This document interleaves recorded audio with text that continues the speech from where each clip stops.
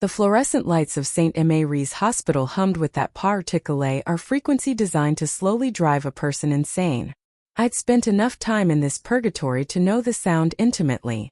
The antiseptic smell was a physical weight in my lungs, and the beeping of the machines was a metronome counting down to the end of my life, and then the world tilted. It wasn't a physical sensation, not a dizzy spell or a flicker of the lights. It was a wrenching gut-level shift in the fabric of reality. 1 second I was in the post-op room, groggy and hollow, the phantom ache of my missing kidney a dull ROR. The next I was sta ring at a different ceiling. The familiar water-stained tile of my old apartment's bathroom. The smell was different too. Cheap shampoo and the faint, cloying scent of jasmine from a candle my roommate, Chloe, was obsessed with. I scrambled to my feet, my body feeling light and foreign. The scars were gone. My side was smooth and unimayrked. My reflection in the mirror over the sink was a ghost from the past. No RK circles from the endless nights of hospital visits. No one, cyclipole. I was healthy, vibrant. I looked young. I was 22 again. Not the worn-down 30-year-old woman I had been. The image of my parents' faces, contorted with a furious desperation, flashed before my eyes. You have to do this, Amelia. He's your brother. He will die without you. My mother, Patricia, had shrieked, her serifally constructed mask of suburban perfection crumbling. My father, David, had just stood there, his arms crossed, his silence a more damning condemnation than any words. The guilt they piled on me was a physical weight, relentless and crushing. They had made it clear my life, my health, my future was a small price to pay for Jackson's. He was the golden child. The quarterback. The one who could do no wrong. And I was the sparee. The organ donor on standby. A violent shudder racked my body. I slapped my hand over my mouth to stifle the sob that threatened to tear out of me. My phone buzzed on the sink. A jaw-ring vibration in the sudden silence. My heart hammered against my ribs as I picked it up. The screen glowed with a familiar name. Mom. I didn't answer. I read at it, my thumb hovering over the green button. In my previous life, I would have answered on the first ring, my heart already pounding with guilt for daring to live my own life while my brother was sick. I would have dropped everything to rush to the hospital, to their house, to whatever crisis they had manufactured. Not this time. The call went to voicemail. A moment later, a text message read, Amelia. It's an emergency. Your brother is in the hospital. We need you at St. Mary's. Now. The same words. The same manipulative script. They didn't ask. They demanded. It was an order, a summons. They saw me not as a daughter, but as a walking, talking solution to their problem. The problem being that their perfect son's kidneys had failed. Their precious Jackson, the one who had a trust fund set up the day he was born, who was given a new car for his 16th birthday while I saved for YRS to buy my own beat-up Honda Civic. He was dying, and I was the only match. I looked at my reflection again. The decision was made in a heartbeat. A strange, cold resolve settled in my bones. I was not the same meek, pleading girl they had steamrolled into submission. I had died a little bit inside when they had taken what I didn't want to give, and then blamed me when the recovery was slow, when I couldn't visit as often, when I wasn't supportive enough. They had taken my kidney and then, in their eyes, I had failed them again by not being grateful enough to give it. No. Never again. I didn't go to the hospital. I didn't call them back. I took a shower, the hot water washing away the lingering phantom pains of a past life. I made myself a cup of coffee. The rich aroma a grounding presence in my tiny, cluttered kitchen. For the first time in as long as I could remember, I felt a sense of peace. It was a fragile thing, but it was mine. 3 hours later, the door to my apartment burst open. Chloe was at work, so I knew exactly who it was. Patricia stormed in, her designer heels clicking a furious rhythm on the worn linoleum. David followed, his face a thundercloud of contained rage. The sight of them made my stomach clench with a familiar sickening dread, but I forced myself to stay seated at the small kitchen table, my coffee cup still in my hands. Amelia. Patricia's voice was shrill, cutting through the air like a shard of glass. Where have you been? We've been calling you for hours. We were worried sick. I met her gaze, my own face a placid mask. I was busy. Busy, David spat, his voice low and dangerous. Your brother is fighting for his life in a hospital bed, and you were busy. I took a slow sip of my coffee, letting the silence stretch. It felt like a superpower, the ability to not immediately crumble under their pressure. What does he need me for this time? Patricia's eyes flickered with something. Was it annoyance that I wasn't playing my party, before settling back into an expression of frantic motherly distress? The doctors have been running more tests. They've confirmed it. You're the only viable match for a kidney donation. It's a miracle. God has answered our prayers. I almost laughed. Miracle? You think God's plan was to make me the RTS for my brother? Don't be so dramatic, Amelia, David said, stepping four-way road. It's a simple procedure. He's your brother. You have a duty to your family. I set the cup down with a soft clink. A duty? What about my duty to myself? What about my life, my career, the risks involved? Risks, please, Patricia scoffed. The doctors say it's one of the safest surgeries there is. You'll be back on your feet in a few weeks. You'll be a hero, Amelia. Your brother will be alive because of you. Doesn't that mean anything to you? It meant everything to them. Their hero. Their savior. And then, once the applause died down, I'd be a ghost again. The inconvenient daughter they had to take care of until I was well enough to be ignored again. The daughter whose sacrifice would be a mere footnote in Jackson's epic comeback story. The answer is no, I said. My voice quiet but clear. The word hung in the air. A grenade tossed into the center of the room. Patricia's face went pale. David's jaw tightened, a muscle twitching in his cheek. They read at me as if I had just sprouted a second head. Excuse me, Patricia whispered. What did you just say? I said no. I am not donating my kidney to Jackson. A choke sound escaped Patricia's throat. She clutched at her chest, a gesture that was both theatrical and genuine in its shock. David, did you hear that she's refusing? Our own daughter is refusing to save her brother's life. David's face contorted with fury. That's enough, Amelia. You're being hysterical and selfish. This isn't up for discussion. We'll set up an appointment with the transplant coordinator for tomorrow. It is up for discussion, I countered, my calmness infuriating them further. And I've given you my final answer. I'm sorry Jackson is sick. I truly am. But I am not a biological donation bank. You can't just come here and demand a piece of my body. You ungrateful little, Patricia began, her voice rising to a fever-pitched ungrateful. I cut her off, a sudden, sharp laugh escaping me. What exactly am I supposed to be grateful for? The years I spent listening to you praise Jackson for the air he breathed while I was invisible, the fact that you paid for his Ivy League tuition and told me I'd have to take out loans for community college, the fact that you bought him a house when he turned 25 and told me I was so independent for living in this shoebox. David's face was a mask of red-hot anger. We have given you everything. A roof over your head, food on the table. Food that you constantly reminded me cost money.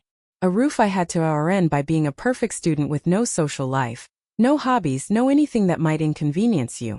You have given me nothing but a deep-seated belief that I was just a burden you were obligated to tolerate.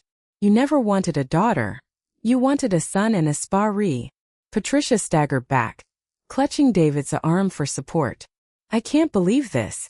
Your own brother is dying and you're throwing our family's history in our faces. This is his life, Amelia. His life. Do you even have a heart? Her hand flew to her mouth, as if the words had just slipped out. But I knew better. The real mask was falling. In that moment, I saw her not as a desperate, heartbroken mother, but as a calculating woman whose most convenient plan had just been the route. I have a heart, Mom, I said softly. And it's the only one I'm interested in keeping healthy. A shrill, terrifying scream erupted from Patricia. It wasn't a cry of sadness, but one of pure, unadulterated rage. She lunged forward, her manicured nails aimed at my face. You monster! You selfish, ungrateful monster! I flinched, but David caught her arm, pulling her back.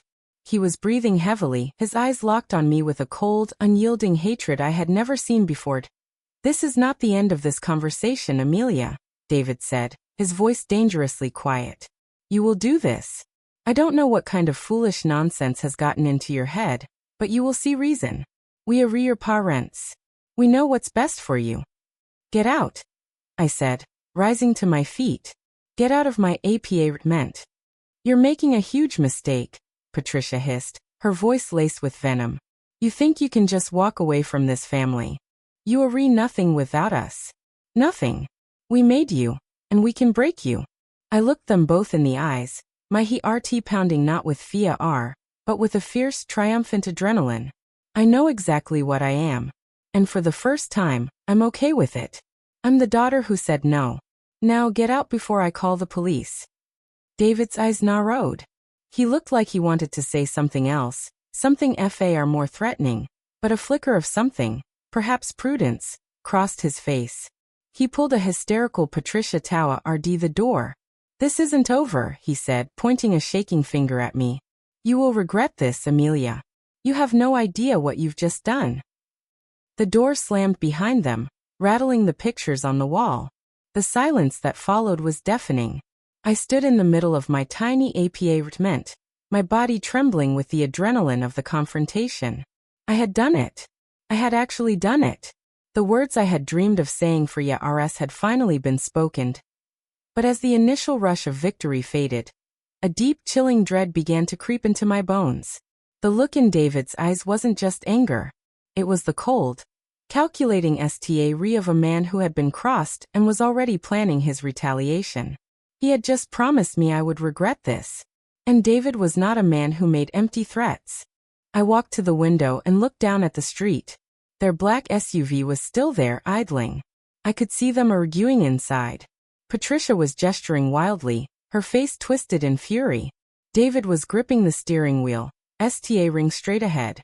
He wasn't just angry. He was thinking, planning that I had won the battle. I had said no. I had finally stood up for myself. But as I watched them drive away, I knew with a bone-deep certainty that the war had only just begun. That my phone buzzed again. It was a text from an unknown number. I opened it, my blood running cold. St. Mary's Hospital, room 412. The doctors are prepping him for surgery. They found another donor. He's going to be fine. But I wanted you to know that you'll never be part of this family again. When Mom and Dad talk about us, they'll only talk about me. The one who mattered. Jackson. A bitter, disbelieving laugh escaped me. He was texting me from the hospital. He was fine. He had a donor. Then what was all of that for? The pressure, the vitriol, the screaming? It wasn't just about him needing a kidney. It was about control. It was about making sure I knew my place. It was a test, and I had failed. And then, a cold horror washed over me. If he had a donor, why did my parents come to me with such desperation? Why the lies? My thumb was shaking as I typed a reply. Who is the other donor, Jackson? The response was instant. Does it matter? They love me, and they hate you now. Enjoy your lonely, selfish life. I dropped the phone onto the counter, as if it had burned me. They hadn't just come to my apartment to ask. They had come to test my loyalty, to see if I would break. And when I didn't, their masks had shattered completely. I looked around my tiny apartment, the familiar, cramped space now feeling like the safest fortress in the world. I had been given a second chance, a chance to live my life on my own terms.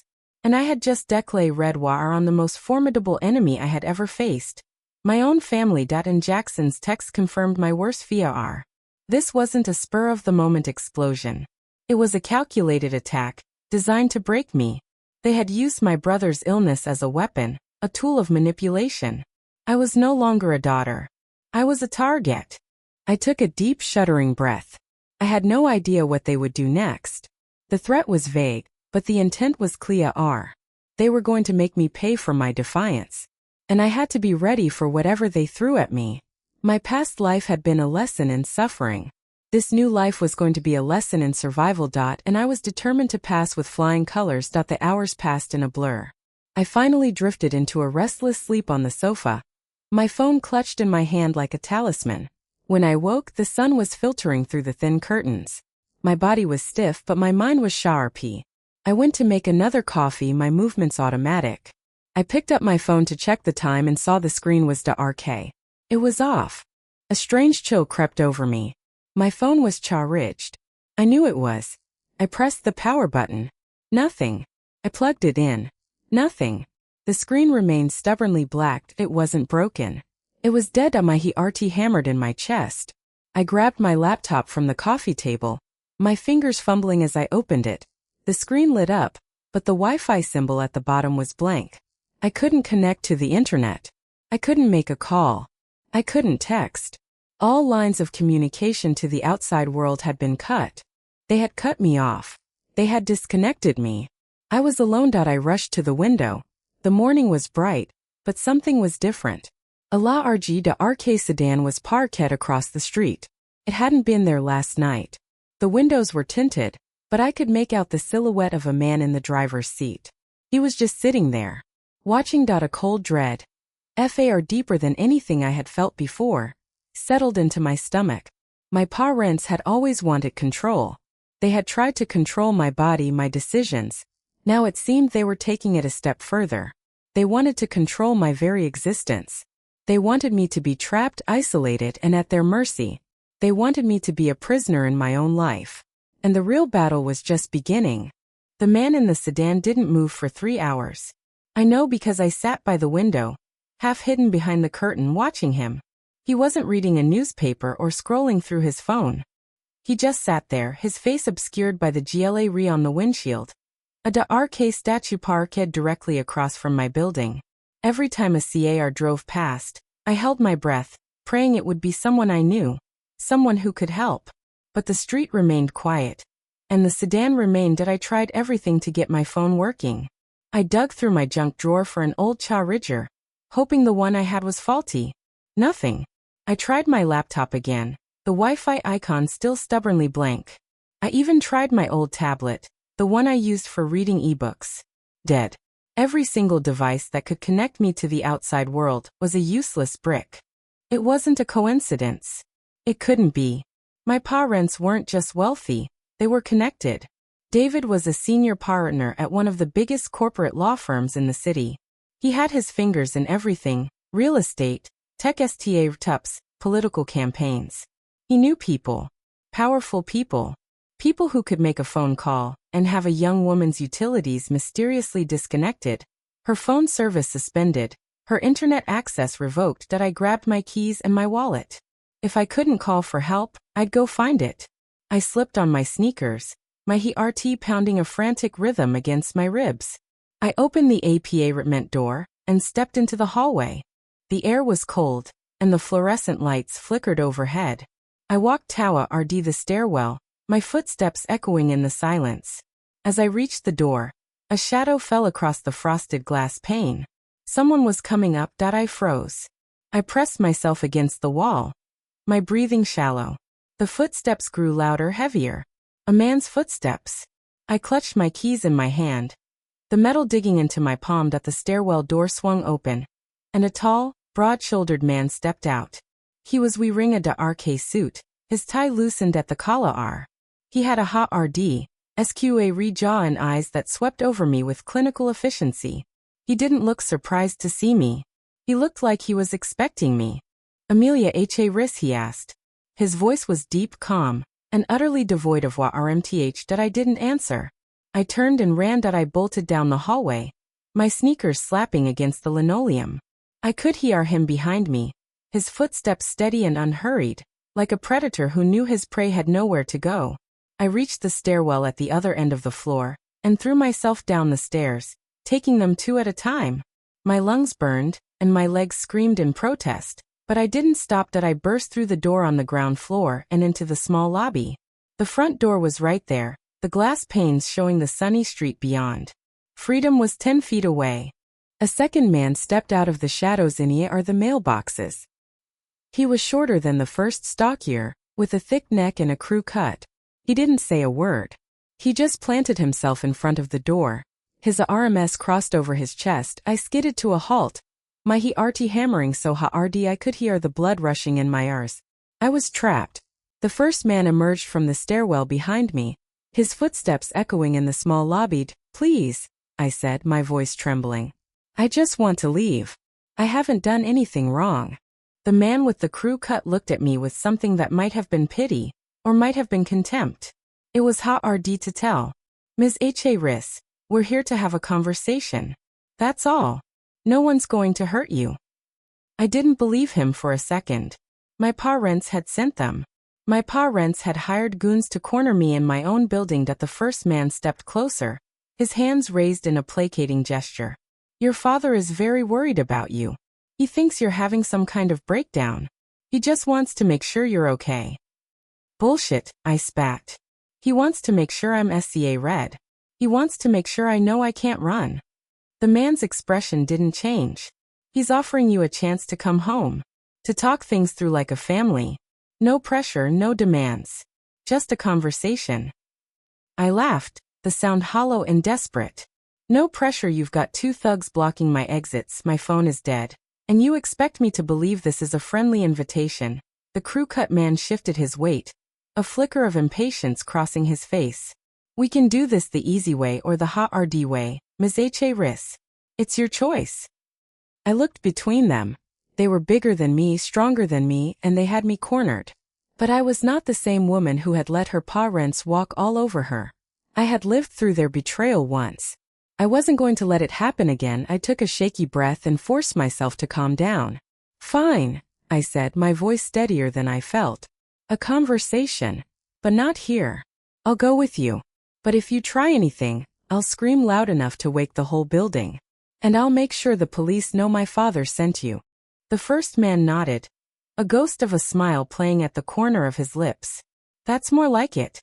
This way, Ms. Riss. They flanked me as we walked out of the building. The sedan was waiting at the curb, its engine idling. The crew-cut man opened the back door, and I climbed in, my body tense and ready to bolt at the slightest provocation. The first man got in the passenger seat, and the crew-cut man slid into the driver's side. The doors locked with a heavy thunk that I didn't ask where we were going. I already knew. The CAR pulled away from the curb and headed toward the freeway, weaving through the mid-morning traffic. I watched the familiar streets of my neighborhood fade away, replaced by the manicured lawns and gated communities of the wealthier side of town. The home I had grown up in. The home I had fled the moment I turned 18. The house was a sprawling colonial on a quiet cul-de-sac, the kind of house that screamed old money and refill maintenance. The lawn was immaculate, the hedges trimmed to perfection, the white picket fence a cliché of suburban bliss. It was the house I had spent 18 years feeling like a ghost in, walking through rooms that never felt like mine, eating at a table where my brother's accomplishments were the only topic of conversation. That the crew-cut man opened my door, and I stepped out onto the cobblestone driveway. The front door swung open before I could knock. Patricia stood there, her face a mask of composed fury. She was wearing a crisp cream-colored blouse and tailored slacks, as if she had been expecting guests for tea rather than her kidnapped daughter. Amelia, she said, her voice cold and clipped. Come inside. We have things to discuss. I didn't move. You had me brought here like a criminal. She rolled her eyes, a gesture so dismissive it made my blood boil. Don't be so dramatic. You weren't answering our calls. We were worried. Now come inside before the neighbors see you making a scene. I wanted to turn and run. I wanted to scream at her, to tell her she had no right to do this, no right to treat me like a problem she could simply contain. But the two men were still standing behind me, their presence a silent threat. I had no choice. I walked inside. The house smelled the same as it always had, lavender and lemon polish and the faint, cloying scent of Patricia's expensive perfume. The photos on the walls were a gallery of Jackson's life. Jackson at his high school graduation, Jackson at his college football games, Jackson at the country club with a trophy in his hands. There was one photo of me, a school portrait from 7th grade, tucked away in a corner of the hallway. It was the only evidence I had ever existed in this house. David was waiting in the living room, standing by the fireplace with a glass of scotch in his hand. He looked at me with the same cold, calculating expression he had worn in my appartement. There was no warmth in his eyes, no sign that he saw me as anything other than an obstacle to be overcome. Sit down, Amelia, he said, gesturing to the leather sofa. I stayed standing. I'm fine where I am. Suit yourself. He took a sip of his scotch, letting the silence stretch. Finally, he set the glass down and folded his arms. You've put us in a very difficult position. Your mother and I have spent the last 24 hours trying to figure out what's gotten into you. What's gotten into me? I repeated, incredulous. I told you no. That's all. I'm not a piece of property you can just take from. Patricia stepped forward, her heels clicking sha arpawai on the roadwood floor. We are your parents. Everything we have done, everything we have sacrificed, has been for this family. And you repay us by throwing a tantrum like a spoiled child. A tantrum, I laughed, the sound bitter and sharp. You came to my apartment and demanded my kidney like it was a spa repart. You didn't ask. You didn't even pretend to see about my health, my future, my life. You just assumed I would roll over and do what you wanted like I always did. David's jaw tightened. We assumed you would do what was right. What was necessary? Jackson is your brother. He's your son, I shot back. I'm your daughter. Do you even remember that, or am I just the backup plan for when Jackson needs something? Patricia's face flushed with anger. How to you? Jackson has worked so hard, achieved so much. He has a future, a family, a wife who loves him. You don't have any of that. You're 22 years old, you work at a coffee shop, and you live in a cramped apartment with a roommate. What exactly do you have to lose? I read at her, the words hitting me like a slap. It was everything she had ever thought of me, laid out in the open. I was the failure, the disappointment, the one who hadn't lived up to their expectations. And because I had less to lose, I was the one who should sacrifice. I have myself to lose, I said quietly. My body, my health, my future. You don't get to decide those things for me. David set his scotch down with a sharp clink. We've been patient with you, Amelia. We've tried to reason with you.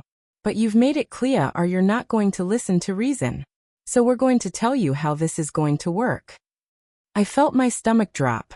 What are you talking about? The donor, Patricia said, her smile cold and triumphant.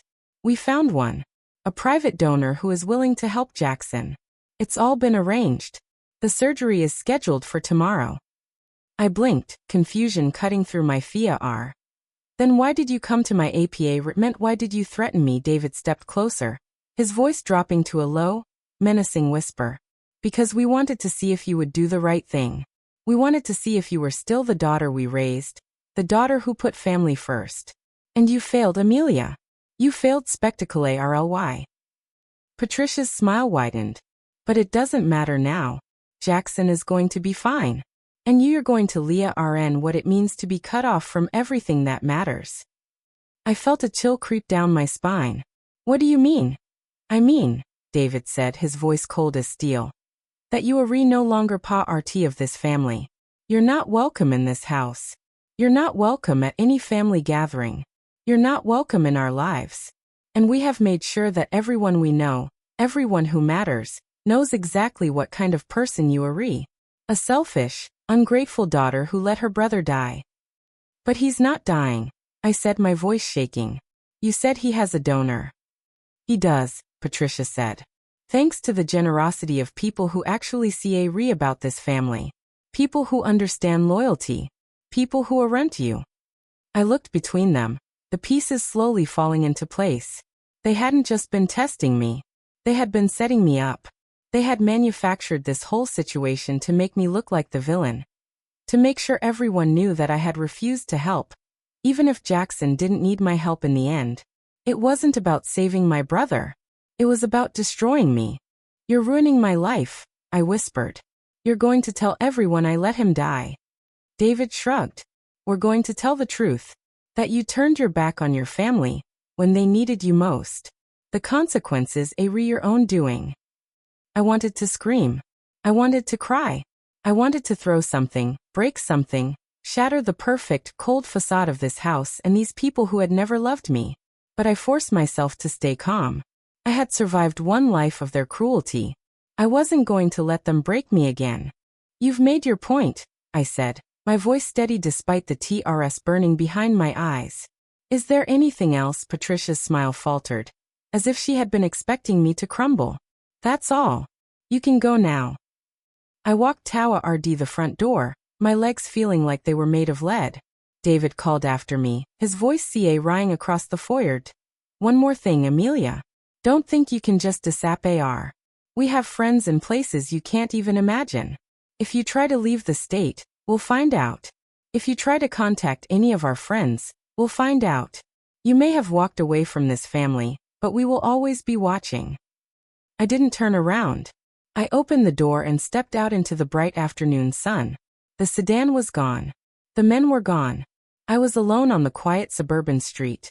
The sound of birds chirping in the trees a surreal backdrop to the devastation. I felt that I walked.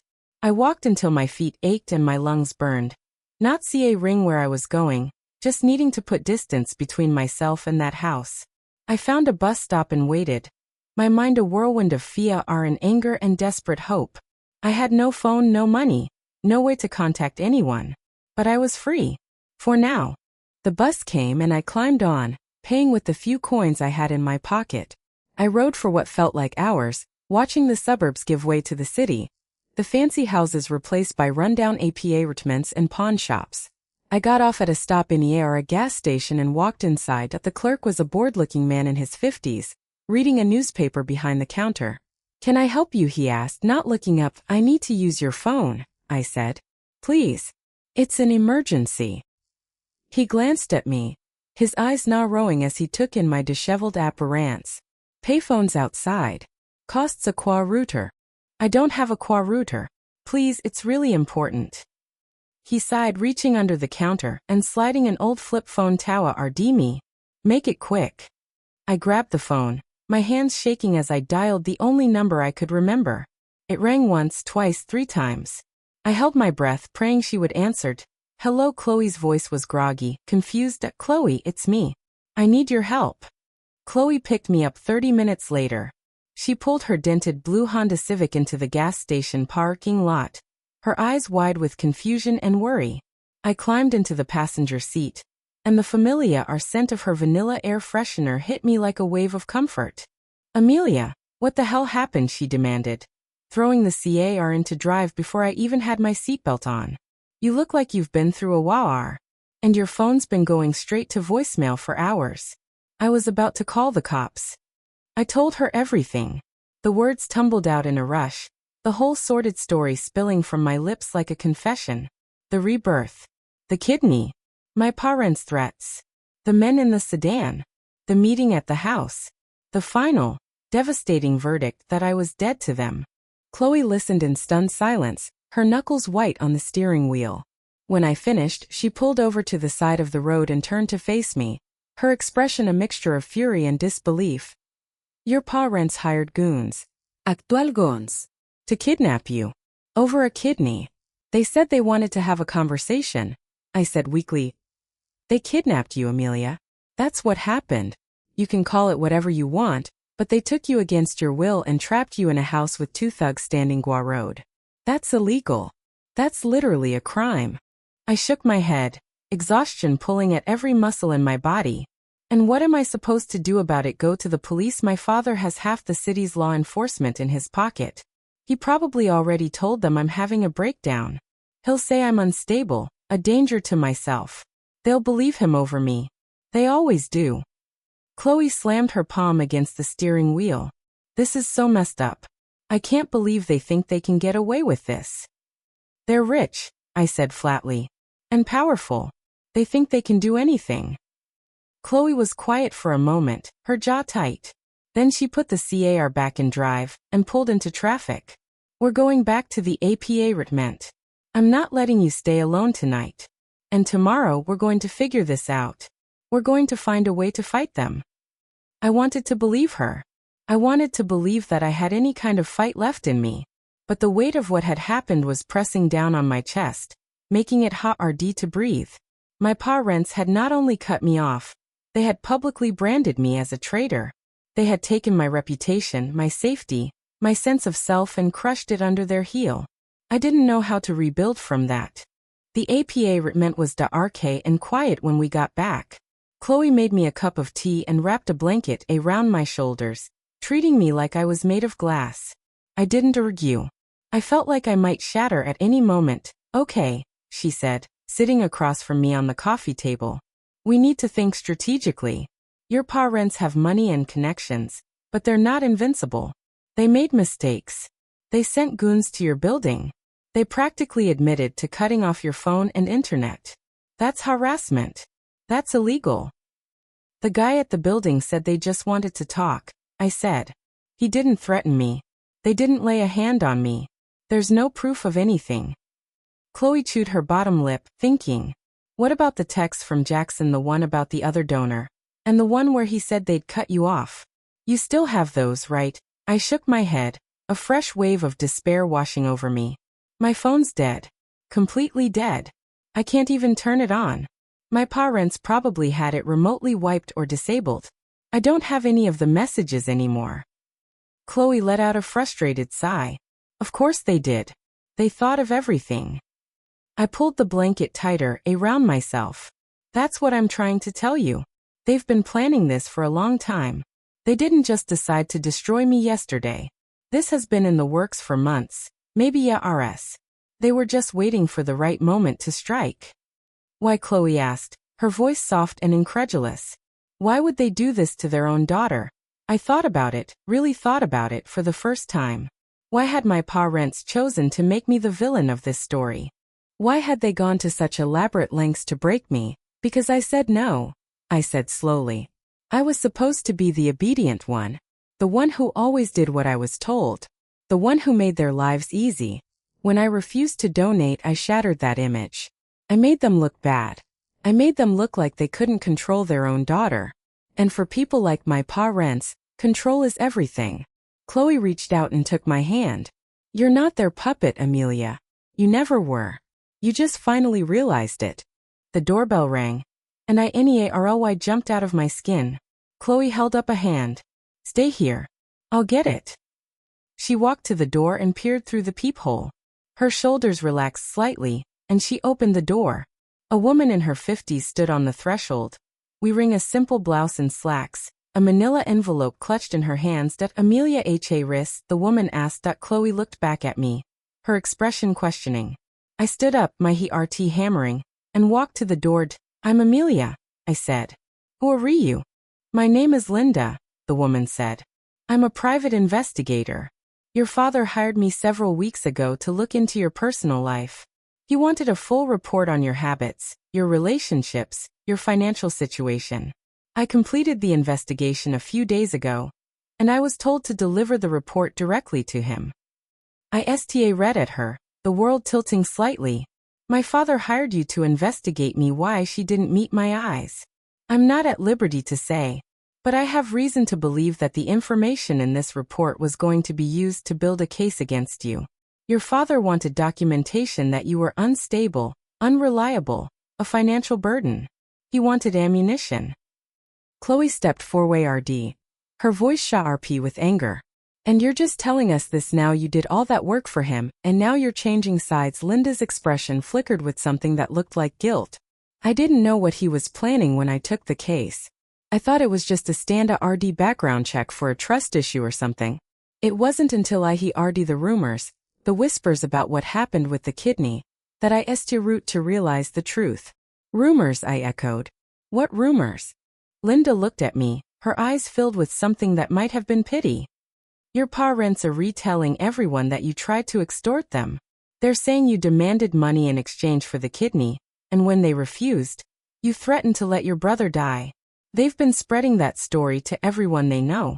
It's already all over the country club, the law firm, the social circles your mother runs in.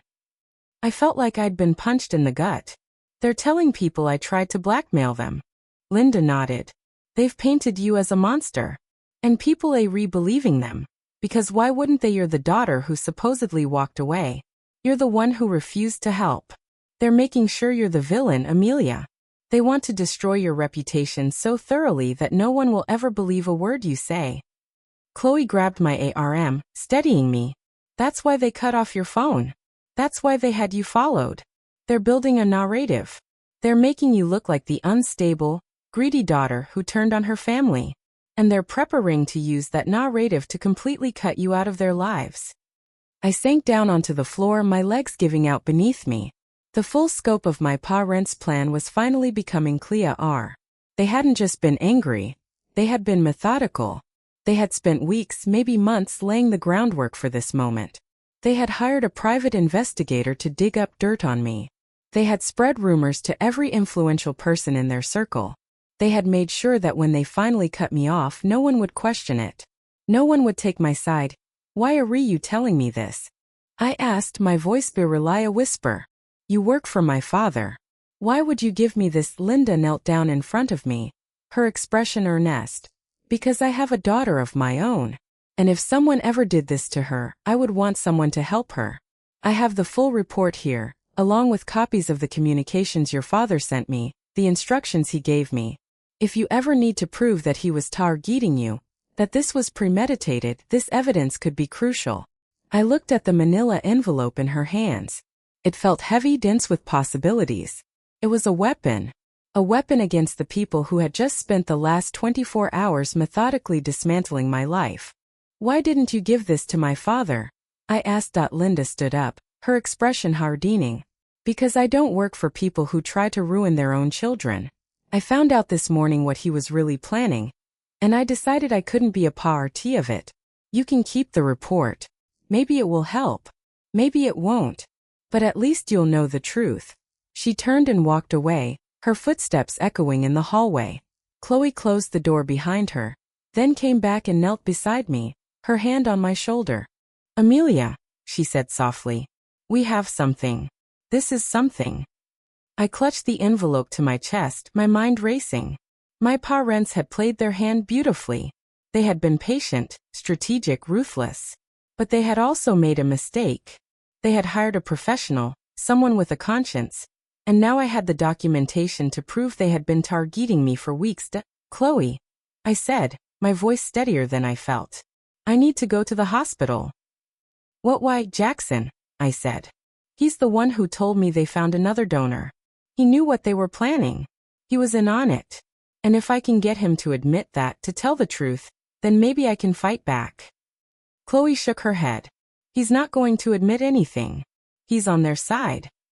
"Maybe," I said, climbing to my feet. "But I have to try.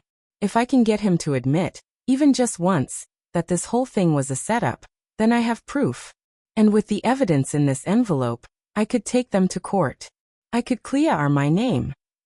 "Amelia, that's insane," Chloe said. "You can't just walk into a hospital and confront your brother.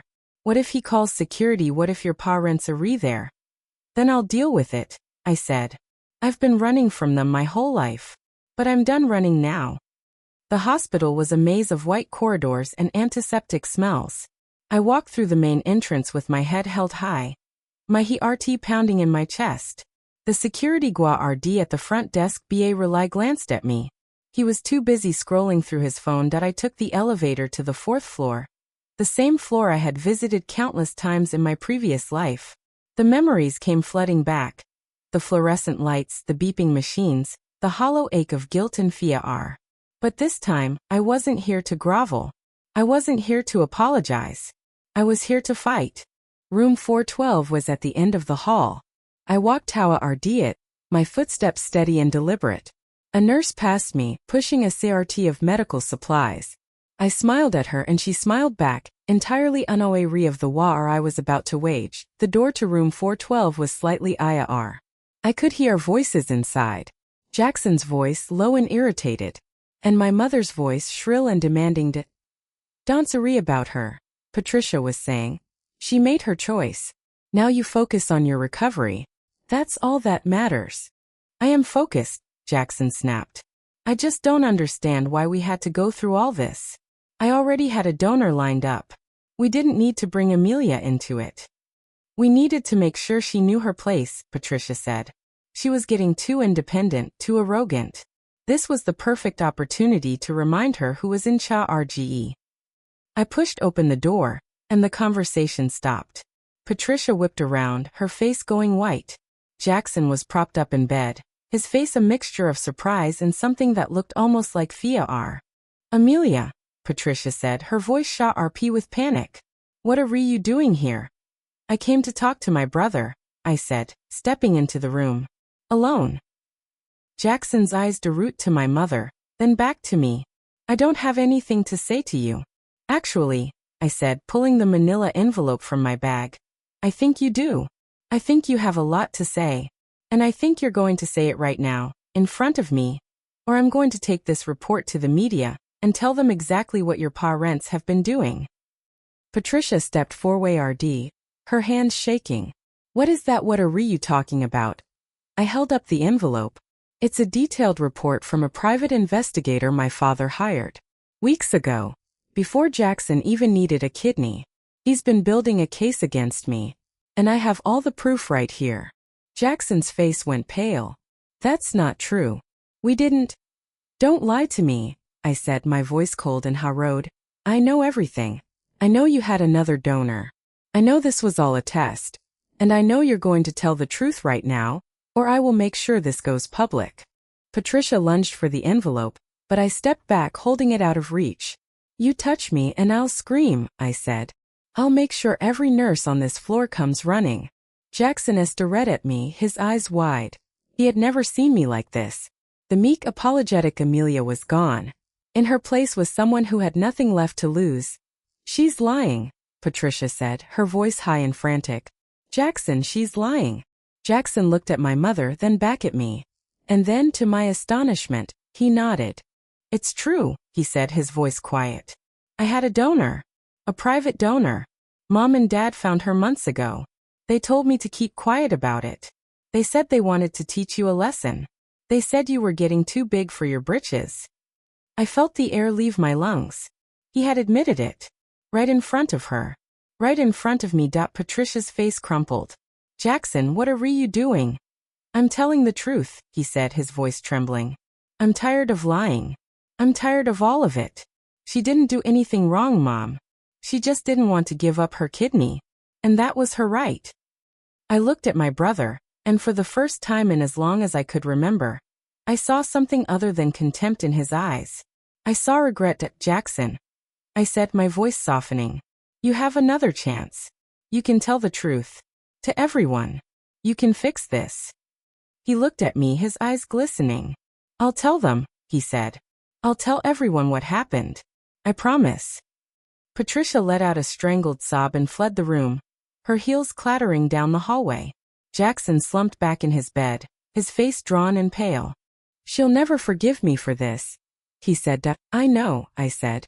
But maybe for the first time that won't matter. I left the hospital with the manila envelope tucked under my arm and a faint glimmer of hope flickering in my chest. I had proof. I had an ally, however reluctant. And for the first time in my life I had the upper hand. The war was far from over, but I had won the first real battle. And I wasn't going to stop until I had won them all. The week that followed was a blur of cold coffee and sleepless nights. Jackson kept his promise. He told the truth, first to a lawyer I hired with what little savings I had, and then in a formal statement that was witnessed and notarized. He detailed everything. The private donor, the months of planning, the deliberate manipulation, the false narrative my parents had constructed to destroy me. He signed it all, his signature shaky but irrevocable. I didn't feel victorious when I held that document. I felt hollow. The confession of my brother, the golden child, was the sword I needed. But wielding it meant cutting away the last threads of a family I had already lost. The silence from my parents was deafening. No calls, no texts, no more thugs in sedans. They had retreated, but I knew it wasn't surrender. It was regrouping. Chloe was my anchor through it all. She took time off work, sleeping on my couch, making sure I ate, dragging me out of the apartment for walks when the walls is a route to close in. She didn't ask questions. She just stayed a steady warm presence in the chaos. He's still your brother, she said one evening, handing me a mug of tea. Does that change anything the way you feel about him? I took the mug, letting the warmth seep into my palms. I don't know. He hurt me. He was part of it. But he also came clean when it mattered. I think that counts for something. I just don't know what yet. Chloe sat down beside me. You don't have to figure it out today. Or tomorrow. Or next year. Healing doesn't come with a schedule. I leaned my head on her shoulder and let myself breathe. For the first time in weeks, the weight on my chest felt just a little lighter. The next morning, a letter arrived. It was on heavy cream stationery, embossed with the H.A. Riss family crest. My mother's handwriting was sharp and precise. The loops and curves a rifle performance of civility. They are Amelia. We have received your brother's statement. While we are deeply disappointed by his choice, we have decided to accept it as his truth. We have also instructed our attorney to cease all hostile actions. We will not contest your possession of the private investigator's report. We want you to know that we are prepared to make a public statement acknowledging that the matter of the donation was handled poorly. We are willing to say we regret our actions. However, we must also insist that you permanently refrain from contacting us. This is not a negotiation. It is a condition. If you attempt to reach out, the agreement is void, and we will reconsider our position. We are moving forward with our lives. We suggest you do the same. I read the letter 3 times, my hands trembling. It was a surrender, but it was a strategic one. They were offering me a truce in exchange for complete and total separation. They wanted me out of their lives as much as I wanted to be out of theirs. But the letter was also a threat. They were making it clear that they would never love me, never welcome me back, never see me as anything other than the daughter who had defied them. Is this it? Chloe asked, reading over my shoulder. This is their grand apology. It's not an apology, I said, folding the letter and setting it on the table. It's a deal. They don't regret what they did. They just regret that they got caught. Are you going to take it? I looked at the letter, at the cold, precise handwriting that had been a source of fear and guilt my entire life. I thought about the years of manipulation, the constant comparisons to Jackson, the subtle and not so subtle ways I had been made to feel like I was never enough. I thought about the kidney, the hospital, the smug look on my mother's face when she had told me I was dead to them. I thought about the private investigator's report, the carefully constructed evidence of my supposed instability. And I thought about the second chance I had been given. A chance to live a life that was entirely my own. I'm going to take it, I said. I'm going to let them go. Chloe looked at me with wide eyes. You're just going to let them off the hook after everything they did? I shook my head. No, I'm not letting them off the hook. I'm setting myself free. They want to walk away, fine. Let them. I'm done fighting for a place in a family that never wanted me. I'm done trying to prove my worth to people who have already decided I'm worthless. They can have their mansion and their country club and their perfect son. I'm going to have my life. Chloe was quiet for a moment. Then she wrapped her arms around me in a tight, fierce hug. I'm so proud of you, she whispered. You know that, right? I hugged her back, tears burning behind my eyes. I know. And I'm proud of me too. I drafted my response that night. It was short and simple, void of the venom I could have laced into every word. Dear Mom and Dad, I have received your letter. I accept your terms. I will not contact you. I wish you all the best, and I hope you find peace. Goodbye. Amelia. It was the kindest, coldest letter I had ever written. I felt a weight lift off my shoulders as I sealed the envelope and addressed it to the house I had grown up in. The house that had never felt like home. That the next few weeks were quiet. I threw myself into my work, picking up extra shifts at the coffee shop, taking on freelance writing jobs I had been too red to pursue. I route going to a support group for adult children of emotionally abusive parents. I met people who understood the subtle bruises that didn't show on the skin. I route to heal, slowly and painfully but surely. And then on a gray Tuesday morning my phone rang. It was an unknown number. I almost didn't answer, but something made me pick up. Amelia. The voice was weak, hesitant. It took me a second to recognize it. Jackson. There was a long pause on the other end. I know I'm not supposed to call. You made that deal with Mom and Dad. I get it. But I wanted to talk to you. Just once. Please. I should have hung up. I should have protected myself. But something in his voice, something raw and vulnerable, made me stay on the line. Talk? I said. I'm out of the hospital, he said. The transplant was a success. I'm recovering. But that's not really what I wanted to say. I wanted to say I'm sorry. For everything. For the things I said, the things I did. I was a coward.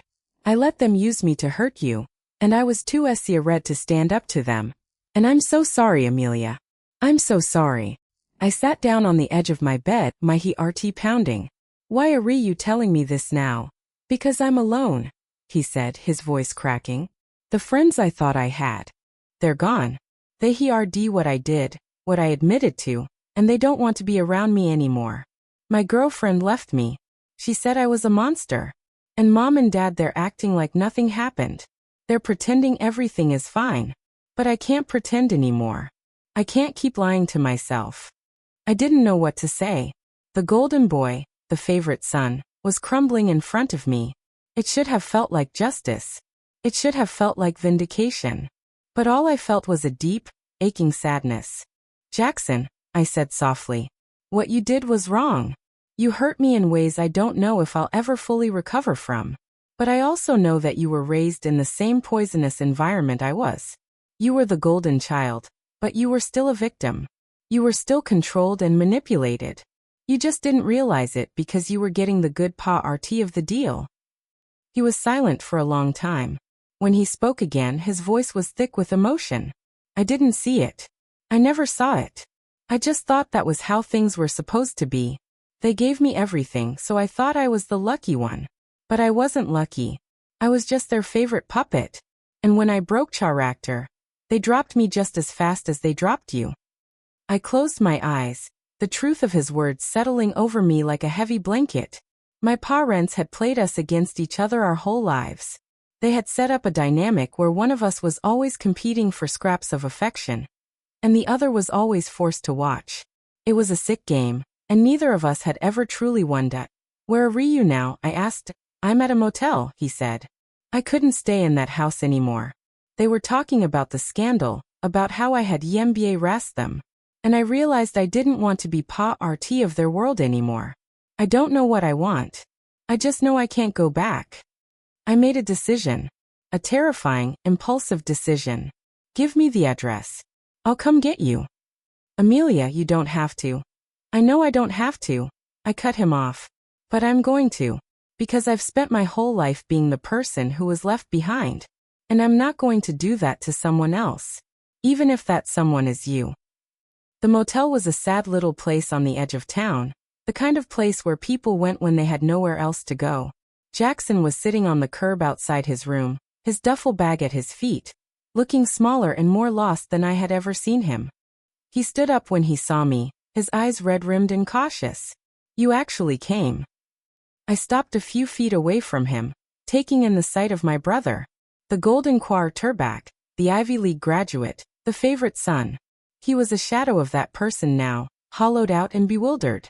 But beneath the ruin, I saw something I had never noticed before. I saw a person who had been just as trapped as I was. You really thought I wouldn't? I asked. That he shrugged, a defeated gesture. I thought you'd be the SMART one. The one who walked away. I am SMART, I said. And I did walk away. But that doesn't mean I have to leave you behind. He looked at me, confusion and hope warring in his eyes. Why would you help me after everything I did? I took a step closer. Because I've been where you are. I've been the one who had nowhere to go and no one to call. And I know how much it hurts. I'm not doing this for you, Jackson. I'm doing it for me. Because I refuse to become the person they wanted me to be. I refuse to be cold and calculating and cruel. That's not who I am. He broke down then. He didn't sob or wail. He just stood there, silent, tears streaming down his face. And I walked forward and wrapped my arms around him. For the first time in our lives, I was the one holding him up. Come on, I said, pulling back and grabbing his duffel bag. You can stay with me until you figure things out. It's not much, but it's safe. And it's far away from them. Jackson nodded, wiping his face with the back of his hand. Thank you, Amelia. I don't deserve this. Maybe not, I said, slinging his bag over my shoulder. But we can work on that. One day at a time. That night, we sat on my tiny balcony, drinking cheap beer and watching the city lights flicker in the distance. The silence between us was awkward at first, thick with years of unspoken resentment and pain. But slowly, haltingly, we sta route to talk. Not about the past, not yet, but about the small things. The movies we used to watch as kids. The time he fell out of a tree and broke his arm. And I was the one who ran to get help. The way the house always smelled like lavender and lemon polished. I was jealous of you, Jackson admitted, sta ring at his beer bottle. You were always so free. You didn't see what they thought. You just did your own thing. I always had to be perfect.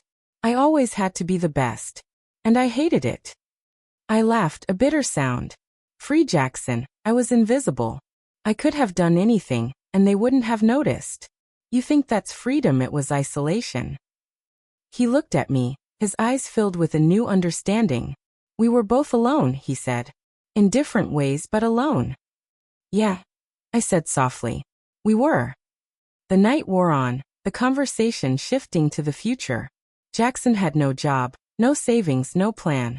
The trust fund he had been promised was contingent on his loyalty to the family, and he had forfeited that loyalty when he told the truth. He was rooting from scratch. I don't know what I'm going to do, he admitted. I've never had to figure things out on my own. They always had a plan for me. A path. I shrugged. Neither have I. But we can figure it out together. You and me. We're rooting over. Both of us. He looked at me, a small, tentative smile crossing his face. Okay, he said. Together. Months passed, and the city turned from gray to green, the trees blooming with new leaves. Jackson found a job, a humble one at a heartbreak store, but he showed up every day and worked hard. He root seeing a therapist, someone who specialized in family trauma. He was trying, and that meant more to me than any apology ever could. I found my own path too. The writing jobs root to pick up, small pieces for local magazines and online publications. I was building something brick by brick, on my own terms. I let go of my parents. I let go of the guilt. I let go of the need to prove myself to people who had never truly seen me. And then, on a Sunday afternoon, I received a letter. It wasn't from my mother. It wasn't from my father. It was a formal notice from a law firm, informing me that I had been removed from my parents' will. They were officially erasing me from their lives, legally and permanently. I read the letter, and I felt nothing. No anger. No sadness. Just a quiet, peaceful acceptance that Jackson was in the kitchen, making sandwiches for lunch. He saw me holding the letter and knew immediately what it was. Are you okay? He asked. That I crumpled the letter and tossed it in the trash. I'm fine, I said. Really? It's just paperwork. He nodded, and we sat down to eat. It wasn't a grand gesture. It wasn't a dramatic confrontation. It was just two people, eating sandwiches at a small kitchen table, moving forward with their lives. My parents would never apologize. They would never truly understand the damage they had done. But I had stopped needing their understanding. I had stopped needing their validation. I had finally learned to value myself, not because of what they thought of me, but despite it that I had a brother who was slowly becoming a friend. I had a roommate who had become a sister. I had a future that was mine to shape. And I had a second chance at a life I had thought was already over. The sun streamed through the kitchen window, warm and golden. I looked out at the city, at the endless possibilities stretching out in front of me. And for the first time I wasn't afraid of what would come next. I had survived. I had fought. I had found my own way. And I was ready for whatever the future held at the end.